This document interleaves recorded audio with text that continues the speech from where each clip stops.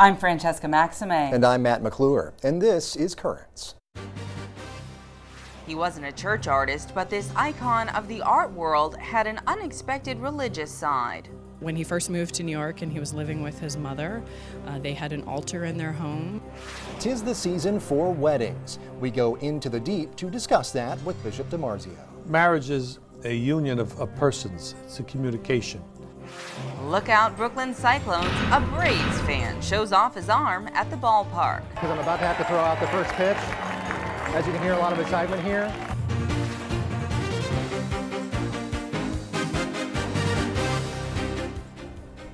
Well, good evening and thank you so much for joining us.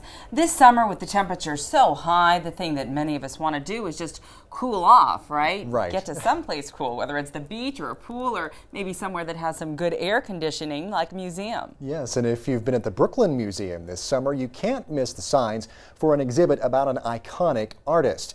But it's one that focuses on a not so well-known period, the last years of his life and work. Right, toward the end. What also may not be so well known is that this artist was a devout Catholic. So who is this mystery artist? Well, none other than pop art icon Andy Warhol. That's right, it's Andy Warhol, perhaps best known for his 1960s pop art phase with images like Campbell's soup cans and Marilyn Monroe. But the images here at the Brooklyn Museum of Art are quite different. We'll take you inside. Andy Warhol is as misunderstood as he is famous. Warhol was born in Pittsburgh in 1928 to Eastern European immigrants. Ill as a child, he became close to his mother and spent much of his time recuperating in bed, drawing. From these humble beginnings came one of the most renowned artists of the past century. Primarily remembered for his contribution to the 1960s movement known as pop art, he had a reputation for living on the wild side. He's on television, he's in the nightclubs, he's doing Interview magazine, he's making movies, he's hobnobbing with the rich, the famous, the stars of his age. He also had a completely different side of his life that was unknown to almost everyone except a very few close confidants. He didn't like to be touched. He was afraid around large numbers of people, and he practiced the Catholic faith. More precisely, the Byzantine Catholic faith, an integral part of his upbringing. He would, walk down the street and pop into the St. Vincent Ferrar Church in the high 60s or whatever it was, I can't remember. But I would wait outside, he would go in, he'd come back out, and we'd continue walking. He also practiced his faith outside the church, often giving up Thanksgivings to volunteer in soup kitchens. When he first moved to New York and he was living with his mother, they had an altar in their home. But this was not revealed until John Richardson read his eulogy at the memorial service. And he said, the key to Andy Warhol's psyche is his religious side. This emphasis is evidenced in his obsession with iconography, influenced in part by the repetition of religious icons featured so prominently in the Byzantine church of his childhood. This show begins at a very important moment in his life. He turns 50. It was also exactly 10 years after the assassination attempt. And Warhol started to think about what was going to be his future, what was going to be his legacy. He went back into the studio and he went back to painting. We sort of begin to see Warhol sort of thinking about his career, but there's also very much a sort of reflection on death. The Last Supper project was very important to him. I mean, it was a commission project through the art dealer Alexander Yolas, but he wouldn't have taken on the commission if he didn't think it was really important. Warhol produced more than 100 works in that series, and in fact was still working on that series when he died. But even to find the right Last Supper image was a fascinating thing, because he was a great editor and he was looking for the right, reproductions. The right reproduction repeated 112 times. Also critical, his juxtaposition of images, almost casually casting a price tag alongside an image of Jesus Christ. Pop irony always makes you skeptical of the degree of sincerity, but his daily votives, he kept an icon over his bed and a cross on his bedstand and was known to pray every day. people will really get more of that personal side of Warhol's work when they see this show. And I think there'll be a lot of discoveries in what people will see. He was a visionary. He saw the future. And he died prematurely, at the young age of 58. We are our own walking reconciliation of our own inherent contradictions. Andy Warhol embraced his contradictions in his public and private life, and you see it come out in the artwork.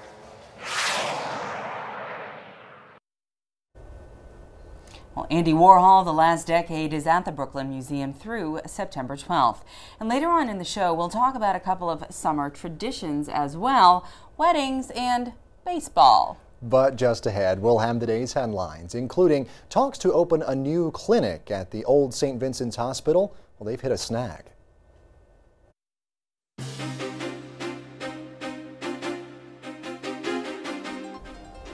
Welcome back to Currents. I'm Matt McClure. And I'm Francesca Maxime. Coming up later, watch out CC Sabathia, our own ace, right over here. Well, he's about to take the mound. Well, we'll see about that. But first, let's turn to today's headlines. Well, it looks like talks are breaking down in the effort to open an urgent care center at the former St. Vincent's Hospital in Manhattan. Reports say negotiations have stalled over financial terms and over demands by former hospital leaders that birth control not be offered at the new clinic.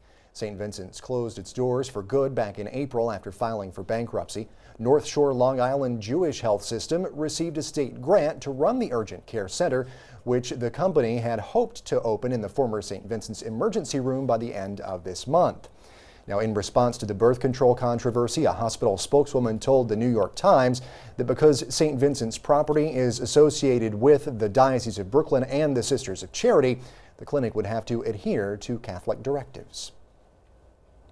Well, we told you yesterday about a new poll which shows 1 in 4 Americans believe President Obama is a Muslim. But why? CNN's Tom Foreman answers that question. The poll showing a growing number of Americans believing Barack Obama is Muslim caught even the researchers off guard. Even among his supporters, groups like Democrats or African Americans, that the percentage who think he's a Christian has dropped, and it's dropped by substantial numbers. As I said, so why did that happen? The president has suggested his name, Muslim father, and childhood in Indonesia, the world's largest Muslim country, are part of the problem, and political realities have fanned the fire. God damn America, that's in the Bible. As president, he reached out to the Muslim world with visits to Egypt and Turkey. Assalamu alaikum. But pundits have suggested he's not been as aggressive about maintaining relations with older, more Christian allies. And third, the vast majority of people who say the president is a Muslim told Pew they learned that through the media and the internet. And YouTube is filled with video clips offering alleged proof. A popular one comes from a campaign interview with ABC News, in which he seemingly confesses. You're absolutely right that John McCain has not talked about my Muslim faith. Some sites stop it right there, but the whole clip reveals that's not what he meant at all. Does not Christian come faith. My Christian faith. Still, the president and his family are almost never seen anywhere near a church, and even though the White House is once again saying that he prays daily, talks with ministers, and takes his beliefs very seriously, as the president's political popularity drops, America's faith in his faith is falling too. Well, that is CNN's Tom Foreman in Washington. That is CNN's Tom Foreman in Washington. Well, meantime, for Catholics across the country, Mass is going to sound quite a bit different beginning on the first Sunday of Advent 2011. The U.S. Conference of Catholic Bishops announced today that's when American churches will begin using the new English translation of the Roman Missal. Church leaders say the new translation is designed to be closer in style to the original Latin. And we have more information on the new Missal translation as well as a link to the USCCB website dedicated to it over on our blog. Just go to currentsny.net, click Riding the Wave. Well, the English translation of the Roman Missal is not the only church publication that's about to get a facelift. The Vatican website is set for an overhaul too, as we hear now from Rome Reports. The Vatican website, www.vatican.va, will soon have a new look. In an interview with L'Osservatore Romano, the priest who oversees work at the Vatican's Internet office, Monsignor Lucio Adrian Ruiz, says improvements are being made to simplify the graphical interface and the translation and appearance of content in languages such as Russian and Arabic. Monsignor Ruiz said the redesign of the Vatican website is part of an effort to increase the presence of the Pope online. It's a big job which will take months. Vatican.va contains over 500,000 pages of information. The Vatican website receives each day more than 3 million visits.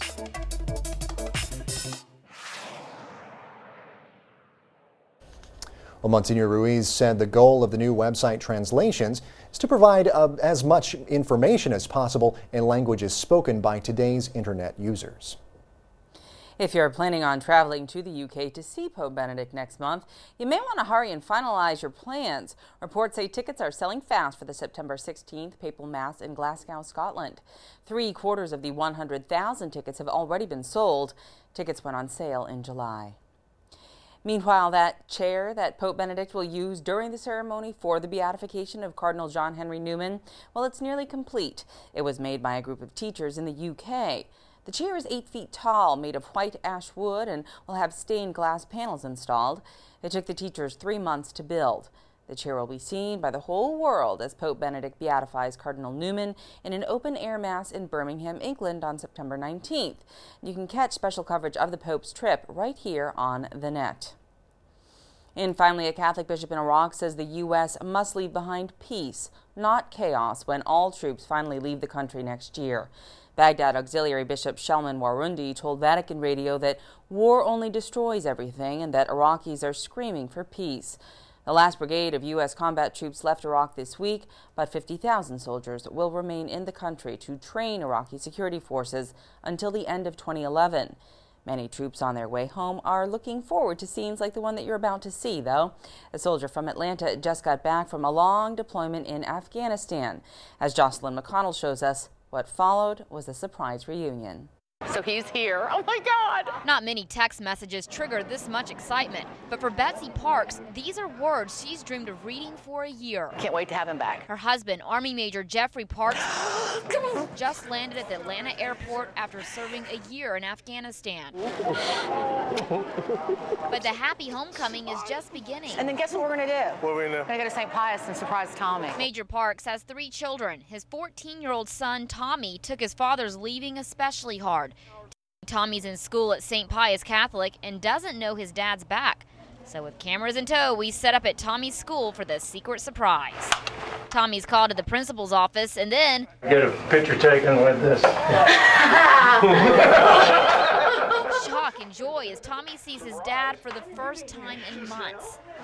I've never seen you speechless before. Major Park says he's proud of his work overseas, but can't wait to make up for lost time with his family. Doing some important things there.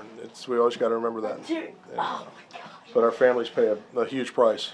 Just ask Tommy. He knows exactly how long his dad's been gone. 363 days. Yep. A long year. That long year has finally come to an end. On the agenda, lots of football and time in the swimming pool. You should have told me, Mom.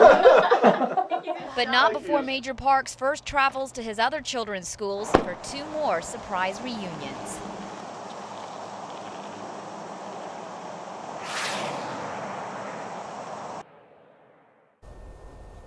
And that is Jocelyn McConnell in Atlanta. Well, stay tuned. There's much more currents coming up.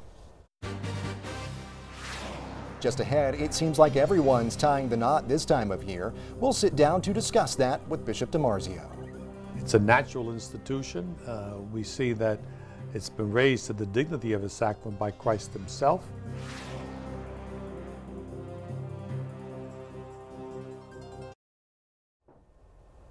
Welcome back. Well, summertime is a big time for weddings. About 1/3 of all weddings happen in June, July, or in August, popular months. According to the National Association of Wedding Ministers, the average cost of a wedding is $22,000, almost like a new car maybe, right? Yeah. The most popular place for weddings is Las Vegas. I don't know about that. And about 80% of weddings take place in a church or synagogue.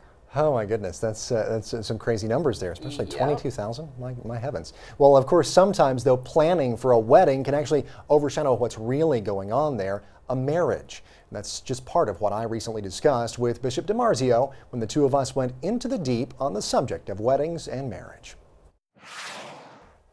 Well, Bishop DiMarzio, thanks so much for being here once again. We appreciate your time. Okay, good to be with you. Well, it seems like, just not all that long ago we were saying, 'tis the season to be jolly and all that. Well, now tis the season for weddings. It's getting to be the warm time of the year. Weather's nice and all that. So talk to us just a little bit about the importance of the sacrament of marriage. Well, truly, it is a sacrament. I think that's the first thing that we have to understand. Although it's a natural institution, we see that it's been raised to the dignity of a sacrament by Christ himself, and that it is something that we want to celebrate within the sacramental system of the church, because the sacraments give us grace. They give us help to live that state in life, or ordination or marriage. So that's why it is so important. Well, of course, and this is a very familiar statistic to everybody, that 50% of marriages end in divorce, unfortunately. Why do you think that is? Why do you think marriage has become kind of a neglected thing? Well, I think it's partly the culture in which we live, where everything is temporary, and commitments, lifelong commitments, are very difficult for people to make. That's part of it.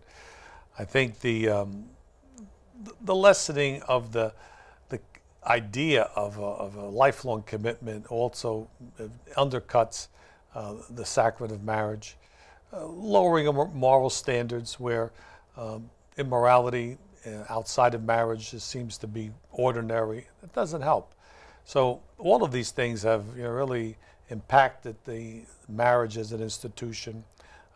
People not getting married, living together, it's becoming so common. So all of these things have taken effect on, I think, the sacrament of marriage.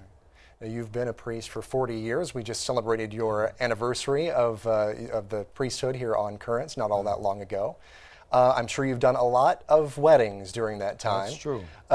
When you sit down with a couple, with a man and a woman who are about to say their I do's and make that commitment before God and everyone else, what do you say to them? What advice do you have for young couples out there? Well, basically, I think marriage is a union of persons. It's a communication. And that's where marriages stand and fall, on the communication between husband and wife. They need to know one another. They need to be able to share their deepest thoughts and feelings with one another. That's the way a marriage really can perdure through time, with all the difficulties that people face. I am very much a proponent of the marriage encounter movement, where people learn the skills of communication in marriage. And it's a skill. You learn to talk. You learn to share the important things. It doesn't come natural, especially for men. Men just don't like to talk, and women like to talk too much sometimes. So you've got a difference between the male and the female. And being able to communicate the important things really has the core of a success in marriage, really. Yeah. And my parents have been married for about 40 years now, so I always, I look up to them so much for that, and just say, my goodness, the commitment that they've made for their lifetime. Sure. We did a story not all that long ago about a lot of couples who gathered at a local parish who were celebrating anniversaries of all different lengths. I mean, you had some people who had been married for 60 plus years and others. Is there one thing maybe that you would say is, I don't know if it's maybe such a big secret, but maybe the secret to a long, successful marriage? I know you mentioned communication. Any others too? Well, I think consideration of the others. You have to communicate, but also you have to be willing to suffer a bit and to say you're sorry. 40 years ago, there was a great book that became a movie, love story, a great actress in there, and there was a line in there, and I repeat it a lot. It probably is the most ill-conceived line, but it said, to love means you never have to say you're sorry. Right. It's exactly the opposite. You have to say, if you love somebody, you're not perfect. You're going to hurt. You have to say you're sorry. And that's one of the other key elements, I think, in marriage, of forgiveness. Yeah. It's so much part of what makes a good marriage, that people are able to forgive one another when they hurt one another, even inadvertently. That's really important. You know, otherwise people remember things for years and years, and it just you know, makes the relationship deteriorate. Yeah, sits there and grows and festers, and it only gets worse. All right, well, Bishop DiMarzio, thank you so much here for joining us once again on Currents. We appreciate it. Okay, good to be with you.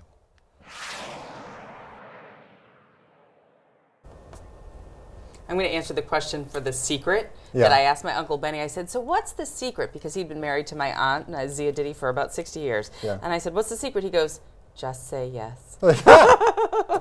I think probably a lot of men would agree.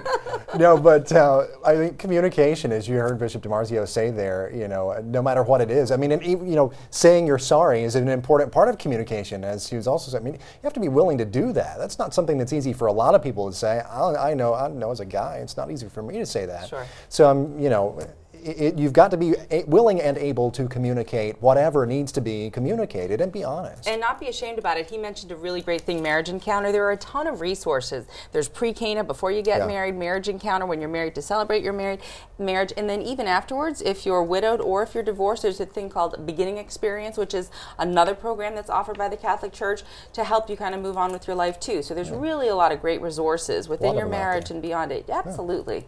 Stay with us. We have much more ahead. When we return, we'll find out if I have a perfect pitch at the ballpark.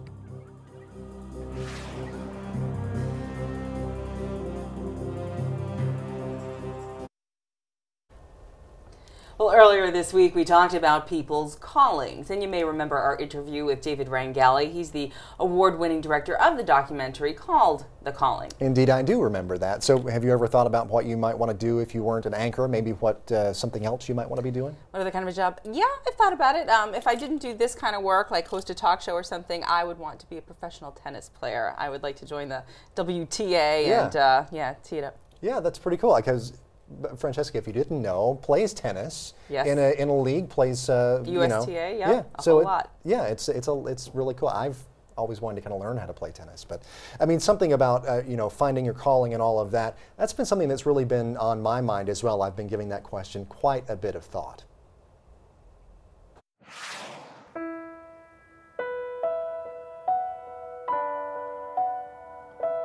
Well, let's see. I've tried Irish step dancing.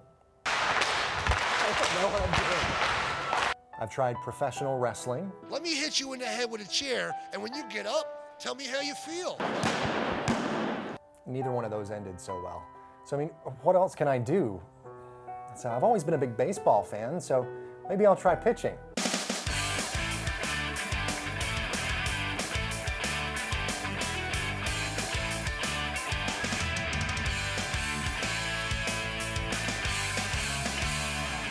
Here I am, I'm out at MCU Park. You can see behind me here, it's home of the Brooklyn Cyclones.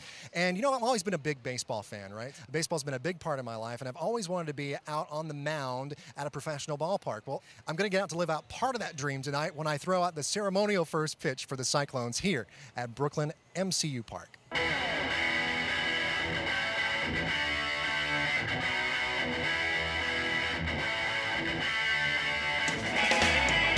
I'm a little bit nervous because I'm about to have to throw out the first pitch. As you can hear, a lot of excitement here. I don't know if there's going to be a lot of excitement after I throw the pitch, though, because I don't know if it's going to even make it to the plate, honestly. I haven't thrown one of these in a long time.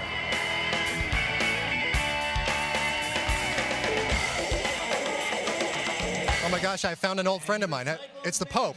Hey, Mac, what Professor, are you doing here, buddy? Professor, let me set my ball down there. Professor Paul Pope. Hey, nice to see you. Paul Pope, that's right, from Forgotten Championship Wrestling. Good to see you again, Matt. I really regret not listening to you last time and not getting into the ring. Stay out of the ring, Matt. Stay out of the ring. Do you think my pitch tonight is going to turn out any better? Go for style points, because I don't think you're going to make home plate. I'll try to do that. Rudy was pretty good just a second ago, the former mayor. I mean, do you think I can beat that? It doesn't look good. We'll see how it goes right now, actually.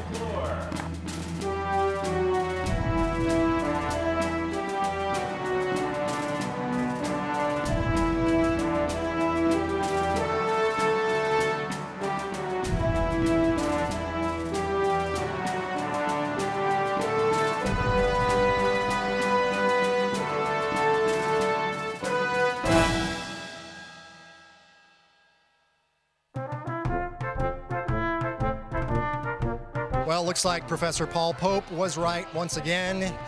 My pitch was a little low and outside. I don't know. I guess I haven't missed my calling. Not going to be quitting the day job.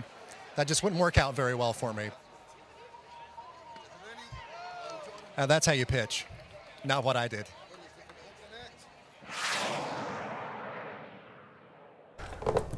So now you know how it feels. So, yes, I do. It's not the first time that one of us has thrown out the first pitch. Francesca did that last year for a Brooklyn Cyclones game. The only difference was I didn't get to go in and throw some warm-up pitches beforehand. I had to go out there cold. And I had to go after, Rudy Giuliani and the Ray Kelly, the police commissioner, was there. He didn't throw out a pitch, but he was there doing some presentations, some special presentations that night. And those were some tough acts to follow, let me tell you. So the pressure was on. Yes. Yeah, well, but you did fine. I mean, as long as you didn't, sail it right, sail it left, as long as you kind of got in the zone. I didn't hit anybody in the stands. That's the big thing. That is true. The catcher, it didn't go past the catcher. He was able to get it. He was able to wrangle it in. So yeah, it was a lot of fun too, though. All right, so wrestling, step dancing, and now baseball. Yeah. Sounds good. Maybe I'll find my calling one of these days. Maybe it's golf. Who knows? It could be. Ooh, the wheels are turning. Well, that's it for this edition of Currents. Remember, we're always online. We're over at currentsny.net. Be sure to check us out on Facebook and Twitter as well. For all of us here at Currents, I'm Matt McClure. And I'm Francesca Maxime. Thanks so much for watching. Have a great night and a great weekend.